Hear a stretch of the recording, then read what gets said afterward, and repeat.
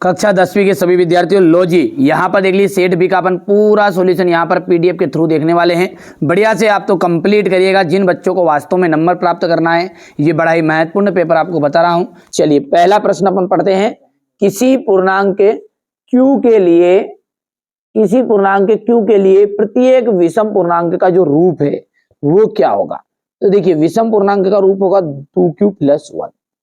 द्विघात बहुपद में बहुपद की घात होगी, ठीक है। तो बहुपद की घात कितनी होगी, घात 2, द्विघात बोल रहा है वो, ठीक है। a1/a2 इज इक्वल है b1/b2 but is not equal to c1/c2। तो समीकरण निकाय a1x b1y + c1 इक्वल 0 तथा b2x b2y + c2 इक्वल 0 का हल होगा। देखिए जब ऐसी स्थिति रहती है ना तो उसका कोई भी हल नहीं होता है, ठीक है। और यदि ऐसी कंडीशन आएगी a1/a2 is not equal to b1/b2 तो इसका एक अद्वितीय हल होता है। क्या होता है, एक अद्वितीय हल। और अनंता अनेक हल की कंडीशन ये होती है a1 इज इक्वल है b1/b2 इज इक्वल है c1/c2। समझ में आ गया बात। तो ये आपका इस तरह से कंडीशन रहेगी, ठीक है। ये किसके लिए, अनंता अनेक हल के लिए। पर अपनी कंडीशन किसके लिए यहाँ पर, ये है कोई भी हल नहीं है। बिंदु a 0,6 और 0,-2 के बीच की दूरी, तो इसके बीच की दूरी क्या होगी आपकी, 8 होगी, ठीक है। चलिए आगे बढ़ते हैं। और यदि एक बिंदु P से O केंद्र वाले किसी वृत्त पर PA PB स्पर्श रेखाएं हैं, ठीक है, और परस्पर 80 डिग्री के कोण पर मुड़ी है, तो यहाँ पर जो कोण है वो कितने डिग्री का होगा, वो होगा 50 डिग्री का। ये जो फॉर्मूला है ये है आपका माध्यक का फॉर्मूला, ठीक है। चलिए आगे बढ़ते हैं और अगला देखते हैं। इंग्लिश मीडियम वाले बच्चों के लिए तो वो बढ़िया से यहां से स्क्रीनशॉट लेंगे। चलिए हो गया इतना। अब है रिक्त स्थान। यदि px एक द्विघात बहुपद है, यदि px क्या है, एक द्विघात बहुपद है, तो px = 0 को क्या कहेंगे, वर्ग समीकरण। क्या कहेंगे,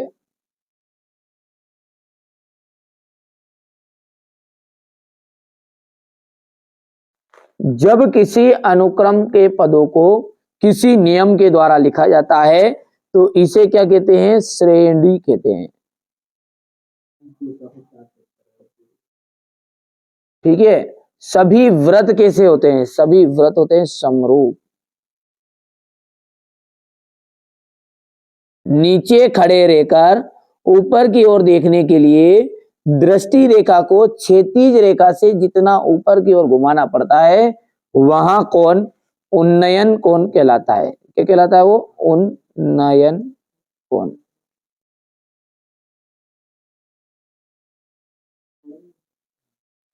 थीटा कोण वाले त्रिज्यखंड का जो क्षेत्रफल का फॉर्मूला होता है वो क्या होता है, ठीक है। तो यहां पर आपका देख लीजिएगा कोण थीटा वाला है तो ये हो जाएगा आपका त्रिज्यखंड का फॉर्मूला πr² θ/360। बेलन के जो आयतन का फॉर्मूला है वो होता है 1/3 πr²h, ठीक है। चलिए तो यहां पर देखिए थोड़ी सी मिस्टेक हो गई, ये 1/3 नहीं है, ये आ जाएगा आपका πr²h। चलिए तो अब आगे बढ़ते हैं और अगला देखते हैं। यहां से हमारे इंग्लिश मीडियम वाले बच्चों के लिए है ये। आप तो बड़े ही ध्यान से समझिए, ठीक है। बिल्कुल मेरी जवाबदारी है आपको अच्छे अंक दिलाने की, ठीक है। यहां से आप देख सकते हैं, हो गया इतना। अब विविक्तकार शून्य हो तो देखिए विविक्तकार जब शून्य होते हैं तो मूल कैसे होते हैं, मूल होते हैं वास्तविक और समान, ठीक है। मूल समान और कैसे होते हैं, वास्तविक होते हैं। समरूप त्रिभुज, समरूप त्रिभुज, ठीक है, समबाहु त्रिभुज हो जाएगा। x, 0 बिंदु की भुज x, 0 बिंदु की भुज x है, क्योंकि भुज आगे वाले कहते हैं, कोटि पीछे वाले कहते हैं। देखिए कोटि पूछता तो 0 लिखते हैं। साइन 30 डिग्री, साइन 30 का मान हो जाएगा cos 60 degree. Sec theta, sec theta का जाएगा 1/कोस कोस थीटा, और 1 + tan स्क्वायर थीटा जाएगा सेक स्क्वायर थीटा। ठीक है भैया, यहां से देख लीजिए आप, बढ़िया से ले लिया स्क्रीनशॉट। चलिए आगे बढ़ते हैं और अगला देखते हैं। यहां से अपन अच्छे समझेंगे ना, हमारे इंग्लिश मीडियम वाले बच्चों के लिए है ये देख लीजिए, भर दिया है पहले से। आगे बढ़ते हैं। समीकरण ax² + bx + c = 0 में b² - 4ac को क्या कहते हैं? तो इसे कहते हैं अपन विविक्त कर। क्या कहते हैं? विविक्त।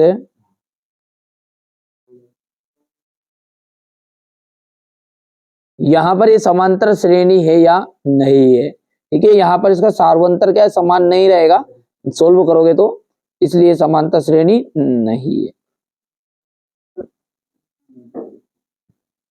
वहां रेखा क्या कहलाएगी? जो हमारी आंख से भूमि के सीधे समांतर जाती है। तो जो भूमि के समांतर सीधे जाती है ना, उसे कहते हैं अपन क्षैतिज रेखा। एक वृत्त की कितनी समांतर स्पर्श रेखाएं खींची जा सकती है? तो एक वृत्त के समांतर है ना 2, या तो फिर इस टाइप से खींच दो या इस टाइप से खींच दो। कितनी खींची जा सकती है? 2, केवल 2। और यहां पर इसका 6a² आ जाएगा, और अंत में आ जाएगा एक असंभव घटना की प्रायिकता कैसी होती है? 0 होती है। संभव की 1 हो गया इतना। चलिए यहां से आप देख सकते हैं, ये बढ़िया से कंप्लीट करना है ना। आप तो जितना मैं बता रहा हूं उतना आप कंप्लीट करो, बाकी सब मेरी जवाबदारी है। ठीक है, यहां से देखिए अगला देखते हैं। देखिए ये जो पेपर है, कुछ इस तरह के पेपर रहेंगे आपके। 4 पेपर मैं आपको प्रोवाइड करा रहा हूं। ये सेट डी है, ये सेट सी है, ई और एफ भी रहेंगे। 6 पेपर रहेंगे टोटल। और 6 पेपर को यदि आप अच्छे से ठीक है पढ़ते हो, कवर करते हो, तो मेरी गारंटी है आपको 1 नंबर भी नहीं कटेगा, है ना। पूरी आपको हिंट मिल जाए किस तरह का पेपर आएगा, क्या क्या होगा, क्या क्या नहीं होगा, कौन कौन से प्रश्न आने वाले, कौन कौन से नहीं आएंगे। प्रत्येक प्राकृत संख्या पूर्ण संख्या होती है। तो भाई साहब प्राकृत संख्या अंदर घुस जाएगी पूरी की पूरी पूर्ण में, तो ये बिल्कुल सत्य है आपकी बात। समांतर श्रेणी में के पद सदैव बढ़ते क्रम में नहीं, घटते क्रम में भी हो सकते हैं, जरूरी नहीं है। 9, 7, 5, 3, 2 ऐसे भी आ सकते हैं। तो ये बात आपकी असत्य रहेगी। समकोण त्रिभुज में कर्ण सबसे बड़ी भुजा है। समकोण त्रिभुज में कर्ण जो सबसे बड़ी भुजा है, तो बिल्कुल 4,0 और 0,3 के बीच की दूरी 5 इकाई है, ये आपका असत्य रहेगा। शंकु का आयतन πr² होता है, ये बिल्कुल सत्य है। किसी घटना की प्रायिकता ऋणात्मक भी हो सकती है।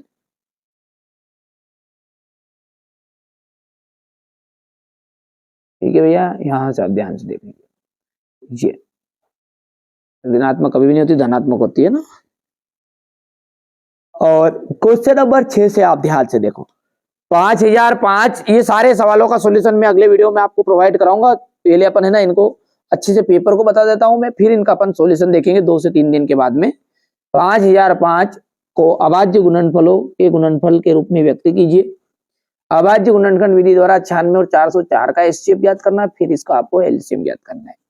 सिद्ध कीजिए कि 7/5 एक अपरिमेय संख्या है। जांच कीजिए कि क्या किसी प्राकृत संख्या n के लिए 6 से n अंक 0 पर समाप्त हो सकती है। द्विघात व्यंजक 4x² + 5 √2x - 3 के शून्य ज्ञात कीजिए और शून्य को तथा गुणांकों के बीच संबंध ज्ञात कीजिएगा। एक द्विघात बहुपद ज्ञात करना है आपको, जिसके शून्यकों का योग और गुणनफल क्रमशः इस तरह का रहेगा आपका। ठीक है, ये क्वेश्चन नंबर 9 है आपका, ये आपका 10 रहेगा। हो गया।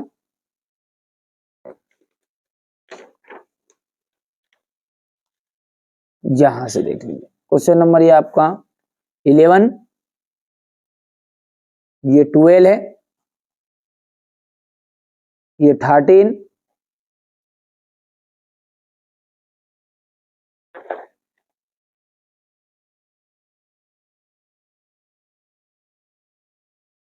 क्वेश्चन नंबर 14,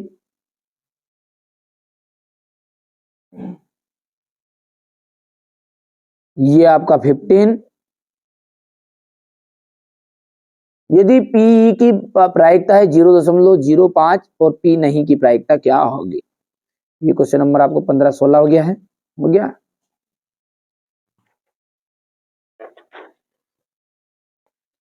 ये यहां से देख लीजिएगा,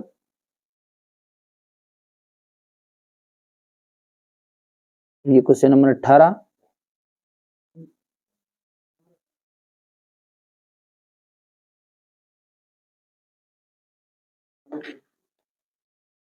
ये क्वेश्चन नंबर 19,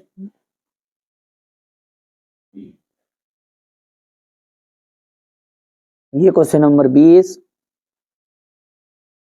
ये आपका क्वेश्चन नंबर 21 हो गया। यहां से आप देख सकते हैं ये क्वेश्चन नंबर 22 रहेगा आपका।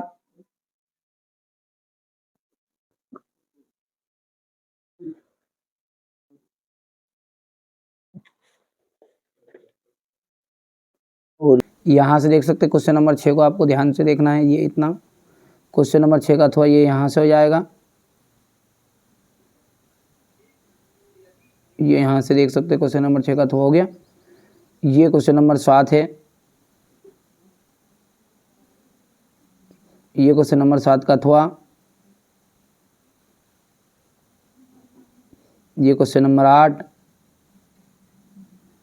सॉरी यहाँ पर गड़बड़ हो गया था, ये यहाँ से कराया मैंने, ये 8 है ना।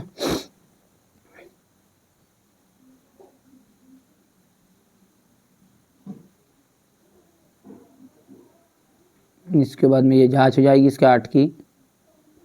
इसके बाद में ये अथवा रहेगा 8 का।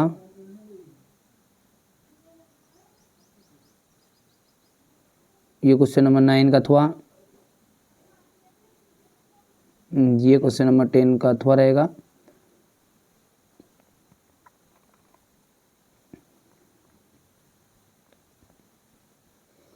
क्वेश्चन नंबर 11 ध्यान से देखिए, ये आराम से यहाँ से क्वेश्चन नंबर 11 का अथवा रहेगा, ये सॉल्यूशन है।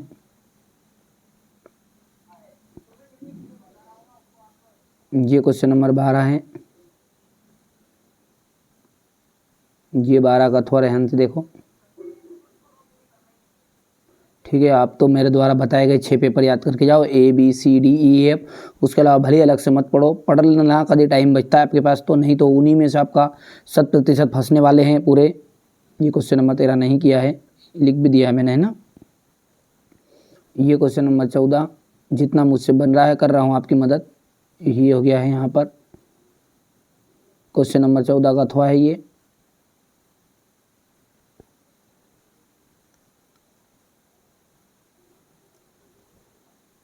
ये क्वेश्चन नंबर 15,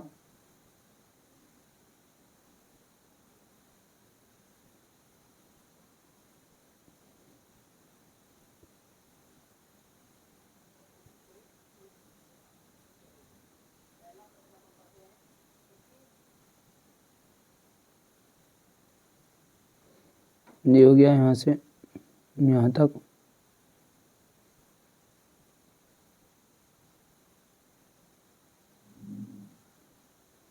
ये क्वेश्चन नंबर 16, ये 16 का अथवा।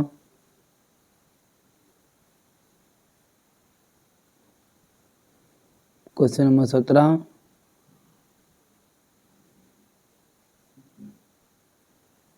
ये 17 का अथवा। स्क्रीनशॉट लेते जाना। क्वेश्चन नंबर 18, ये 18 का अथवा रहेगा यहाँ से,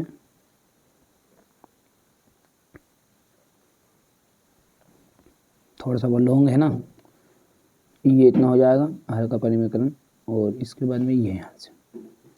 ठीक है भैया, ये क्वेश्चन नंबर 19, ये 19 का अथवा,